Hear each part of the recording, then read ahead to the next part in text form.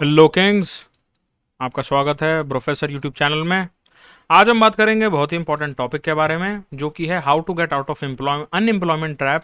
बेरोजगारी की समस्या से कैसे बाहर निकलें। और ये स्पेशली वीडियो उनकी काफ़ी मदद करेगा जो लड़के सरकारी नौकरी की तलाश में और तैयारी में लगे पड़े हैं, बट उनकी लाइफ में उसकी वजह से काफ़ी ज़्यादा बैंड बज गई है। IAS PCS या SSC एग्ज़ाम का एडिशन लाया हूँ, पार्ट 1 है। इस वीडियो के और भी पार्ट आएंगे, तो चलिए शुरू करते हैं। मैं अपने वीडियो इस चैनल पे पहले भी काफ़ी जो मेरा कंटेंट है वो मैन के लिए है। मैं मैन के लिए कंटेंट लाता हूँ। और सबसे बड़ी समस्या जो भी लड़कों के लिए हो रखी है वो ये है कि तो उनको कोई बंदी नहीं मिल रही है, कोई पार्टनर नहीं मिल रहा है, कोई वाइफ या कोई गर्लफ्रेंड नहीं मिल रही है, और उससे भी पहले उन्हें कोई जॉब नहीं मिल रही है। जॉब मार्केट बहुत ज़्यादा एफ्ड अप हो चुकी है, मेस्ड अप हो चुकी है। और उसका एक बड़ा कारण लड़कों की लाइफ में ये भी है कि वो IAS PCS SSC की तैयारी में लग गए, और तैयारी में उनके साल निकल गए, और अब ना तो नौकरी है हाथ में, ना ही छोकरी है हाथ में, और वो अब लटके हुए हैं। सरकार को गाली तो देते हैं, कमेंट सेक्शन में खूब ज़्यादा फ्रस्ट्रेशन निकालते हैं, चाहे वो इंस्टाग्राम का हो, यूट्यूब का हो, बट उससे उनको कहीं भी किसी भी तरीके से फ़ायदा नहीं मिल पा रहा है। तो अब इस वीडियो को अगर आप देखें तो सबसे पहले मैं आपको बता दूं, अगर आप एक लड़के हैं और आप बेरोजगार हैं और आप भारत देश में रहते हैं और आपकी उम्र अगर 24 साल से ज़्यादा हो गई है या उसके बराबर हो गई है, तो ब्रो आपको हो सकता है एंग्जाइटी हो रही हो, डिप्रेशन आ रहा हो। आप अगर देख रहे हैं आपके सारे दोस्तों की नौकरियां लग रही हैं, आप डर रहे हैं, वो आराम से लाइफ में मज़े कर रहे हैं, आप पूरे दिन बेरोजगारों की तरह घर पे बैठे रहते हैं, डिप्रेशन आता है, रात को नींद नहीं आ पाती है आपको, घर वाले आपके मुंह पे तो कुछ बोलते नहीं है बट पीठ पीछे आपको सुनने में काफ़ी कुछ आता है। अगर आपके ये सारे साइंस हैं तो ये वीडियो आपके लिए है।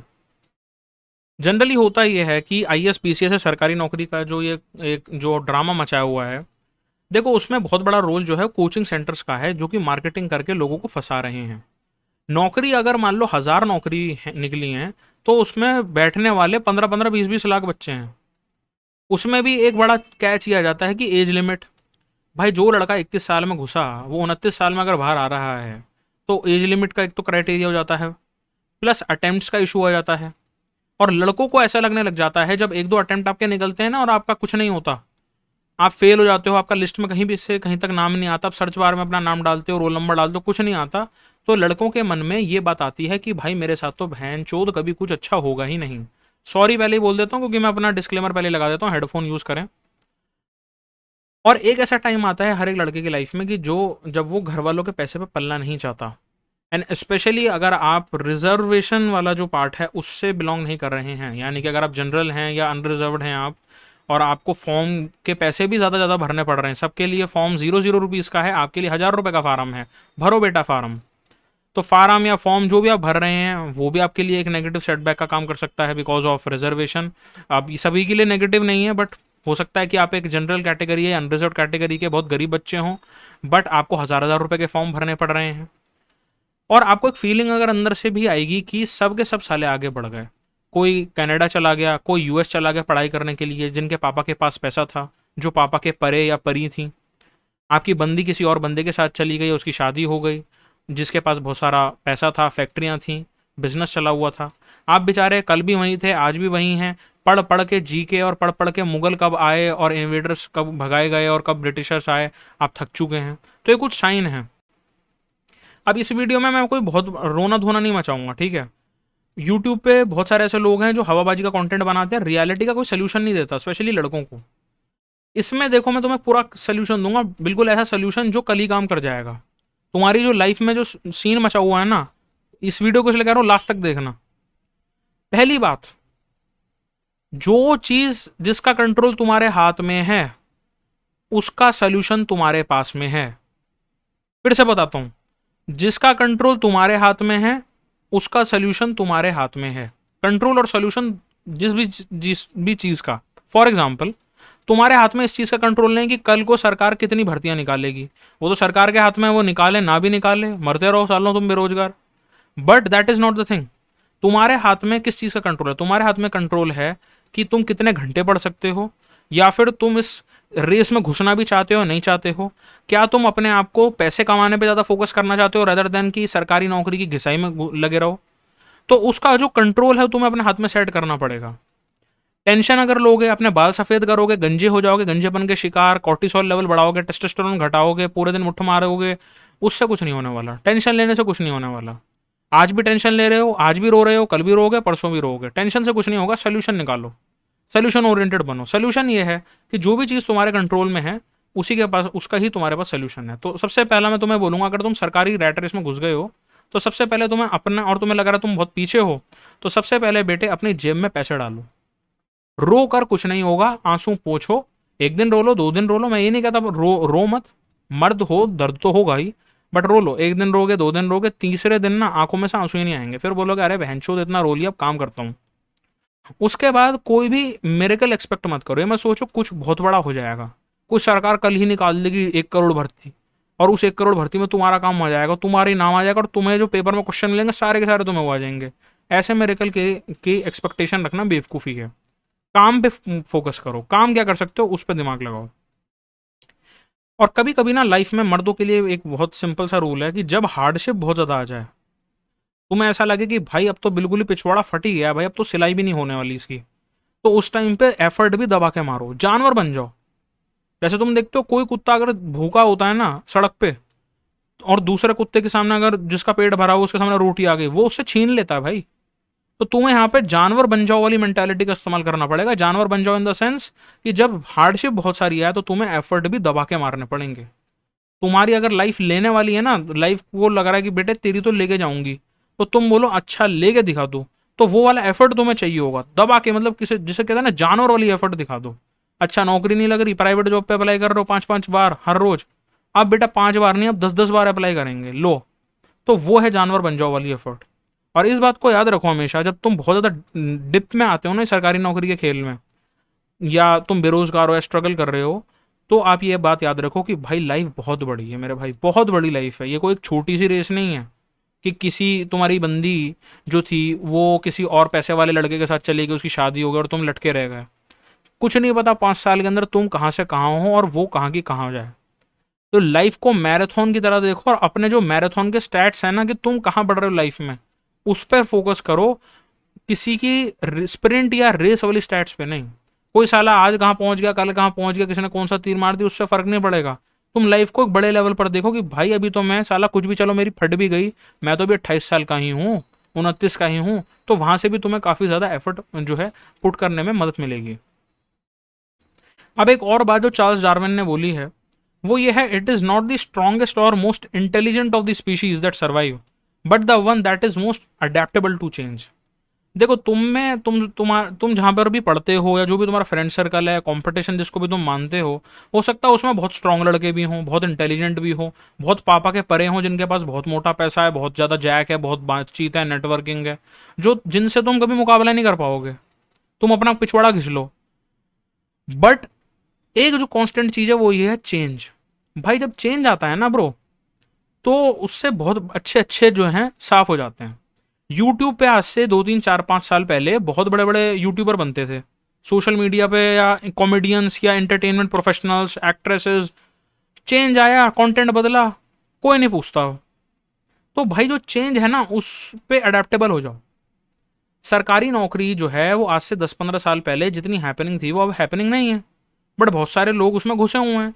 हो सकता है तुम्हारा कोई दोस्त हो जिसको बिकॉज ऑफ रिजर्वेशन है, because of any other thing, I am not saying कि रिजर्वेशन ही जो है सोल थिंग है, हो सकता है उसने खुद भी बेचारे ने एफर्ट मारी हो, but that is not the case. अगर उसका कहीं काम बन भी गया तो अच्छी बात है, बट अगर तुम लटक भी गए हो डिस्पाइट द फैक्ट कि तुमने बहुत मेहनत मारी, तो भाई चेंज कर लो। सरकारी नौकरी वाला पार्ट अब जा रहा है और जा रहा है। अब उसमें बैठे रहोगे कि जी मैं तो 28 का हो गया, अभी भी मेरे 1-2 अटेम्प्ट बचे हुए हैं, मैं और मेहनत कर लेता हूँ, मैं और कुछ कर लेता हूँ, भाई तुम गंजे हो गए और कुछ नहीं होने वाला, तुम्हारा दिमाग जो है उड़ जाएगा। चेंज करो। अगर कोई एक पैंतरा काम नहीं कर रहा तो उसको चेंज करो, प्राइवेट नौकरी ढूंढो, कुछ ना कुछ अपना करो, जेब में पैसा डालो अपने में।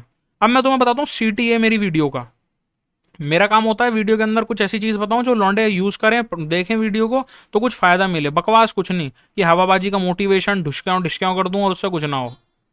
कॉल टू एक्शन, यानी कि तुम डेली क्या कर सकते हो। कल से अगर मान लो तुम्हारी लाइफ की फटी हुई है, एल लगे हुए हैं, और तुमने इस वीडियो को देख लिया, अब तुम बोलते हो अच्छा साले तूने ये तो बता दिया, पूरा ज्ञान तो दे दिया, कल से पता क्या करूं। साफ सीधी बात मेरे भाई, कल तुम्हें उठना है, टॉप 3 या 4 जॉब प्लेटफॉर्म जितने भी हैं, टॉप 3 या 4 जॉब प्लेटफॉर्म, जिनमें से लिंक्डइन यूज कर सकते हो, इंडीड यूज कर सकते हो, Naukri.com या हायरेस्ट यूज कर सकते हो, जितने भी टॉप के आ रहे हैं, डिपेंड कर सकता है तुम्हें किस में नौकरी चाहिए।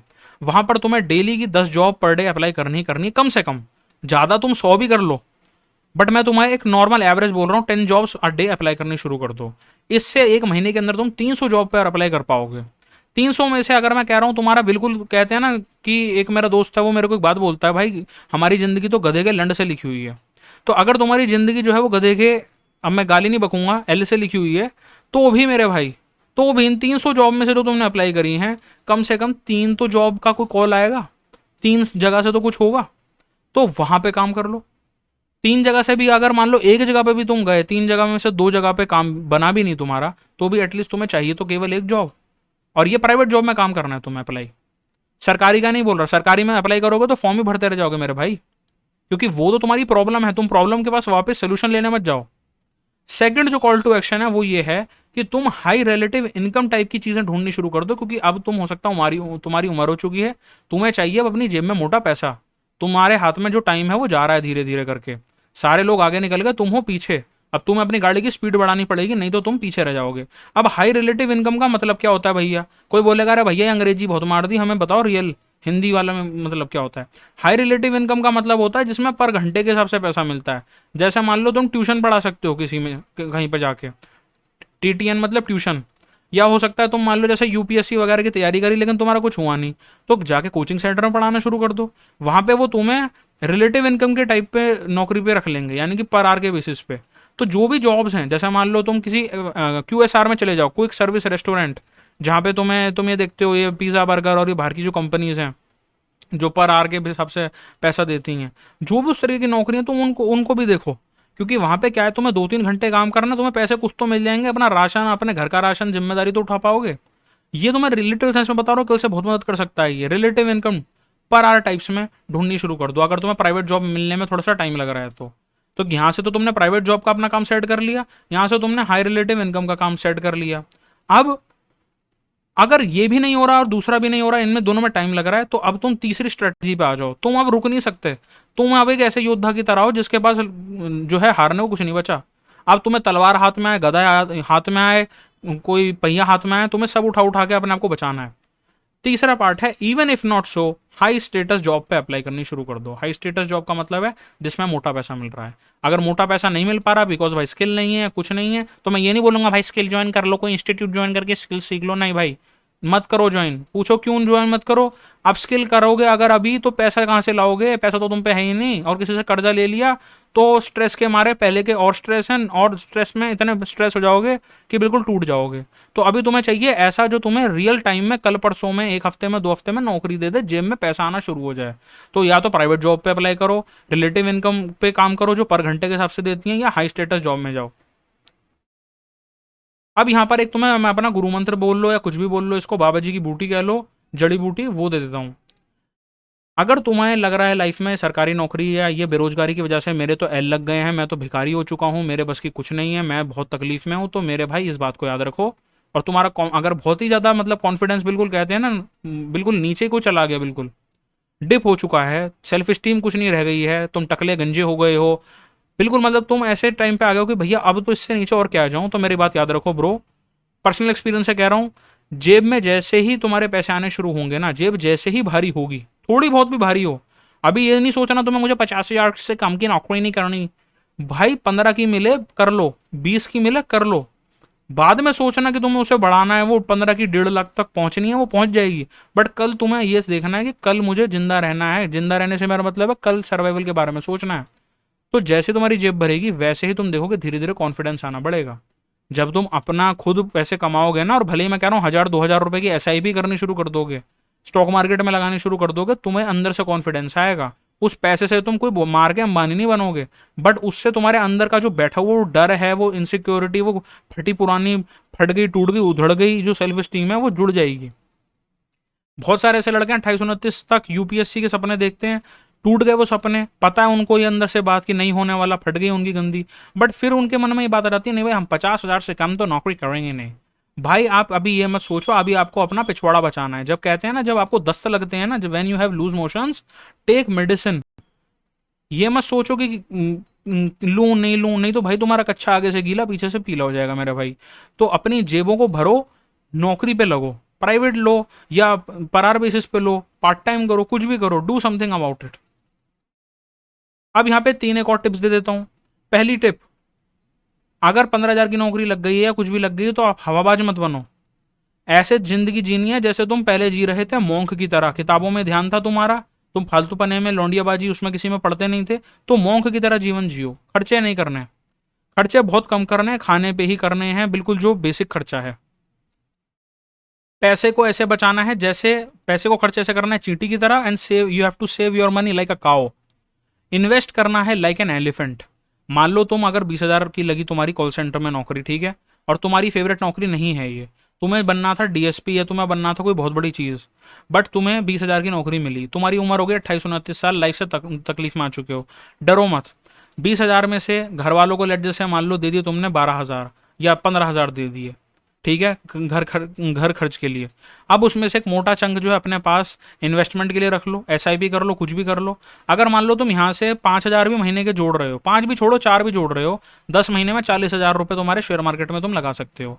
दिमाग मत चलाओ, एसआईपी वगैरह में लगा दो, म्यूचुअल फंड में लगा दो, उसके ऊपर भी आगे वीडियो आएंगी। पैसे को बचाना भी शुरू करो। अब तुम बिल्कुल जीरो मोड पे हो तो तुम हवाबाजी मत करो, तुम क्लबों में जाके हीरोबाजी मत करो। ये मत दिखाओ कि 20,000 की नौकरी से तुम अगर किसी 2 लाख वाले बंदे से compete करोगे, नहीं कर पाओगे।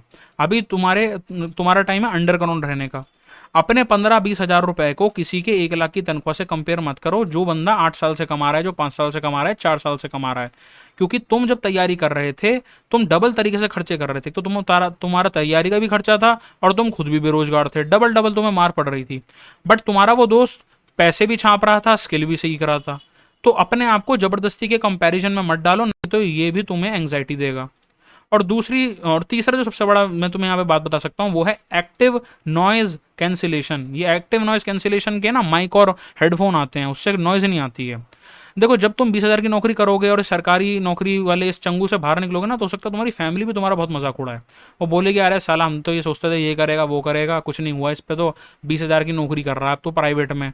तुम्हें हो सकता है दोस्त या समाज वमाज बहुत गाली दे कि अरे साला प्राइवेट का नौकर हो गया, ये तो 9 से 5 का गुलाम, ये वो। आपको वहां पर उनकी बकवास नहीं सुननी है। आपको अभी इस रूल पे आ जाना है, जेब जैसे भरी होगी वैसे ही कॉन्फिडेंस बढ़ेगा। आपको अपनी जेब भारी करनी है और अपना कॉन्फिडेंस भारी करना है। वो 15-20 हज़ार से भी हो सकता है धीरे धीरे करके, क्योंकि जब आप पैसे कम ही कमाओगे बट कुछ कमाओगे ना, तो जो आप फेलियर की तरह फील नहीं करोगे। आपको हो सकता है इस चीज़ को रिसेट करने में लग जाए 1-1.5 साल 2 साल, बट जो चीज़ को खराब होने में टाइम लगा है उसको ठीक होने में भी टाइम लगता है। तो रश मत करो प्रोसेस को, लेकिन प्रोसेस को स्टार्ट जरूर कर दो। तो ये थी आज की वीडियो कि बेरोजगारी के जाल से किस तरीके से निकले, कल से ही। तो ये CTA है, कोई हवाबाजी नहीं कि एक्चुअली आप ये कर लें, वो कर लें, ड्रॉप शिपिंग कर लें। ये फालतू बने का काम नहीं है। कल से क्या होगा चीज़ वो बताइए इस वीडियो में। ऐसी वीडियो और भी लाता रहूँगा, चैनल को सपोर्ट करो भाई लोग। लड़कों के इश्यूज जो हैं, जो मेन इशू हैं इंडिया में, उनको मैं एड्रेस करता हूँ। या तो देखो तुम रेड पिल ले लो, जो कड़वी सच्ची है उसको एक्सेप्ट कर लो, गीगा चैट बन लो, या फिर तुम वो ब्लू पिल लेके मुट्ठलबाज बाबा बने रहो, जो बस मुट्ठ मारते रहते हैं रात भर बैठ के, 1-1:30 बज जाते हैं और उसके बाद सैड सॉन्ग, नॉस्टैल्जिक सॉन्ग सुन के रो रो के सो जाते हैं। तो तुम्हारे पास चॉइस है, you want to be a man और do you want to be a loser. So मैं मिलता हूँ आपसे नेक्स्ट वीडियो में। Thank you. इस चैनल को प्लीज़ सब्सक्राइब करें और इंस्टाग्राम पर भी आप मेरे को फॉलो कर सकते हैं Professor01 के नाम से। वहाँ पर भी मैं खूब सारा कंटेंट बनाता रहता हूँ और लाइव भी करता हूँ। धन्यवाद।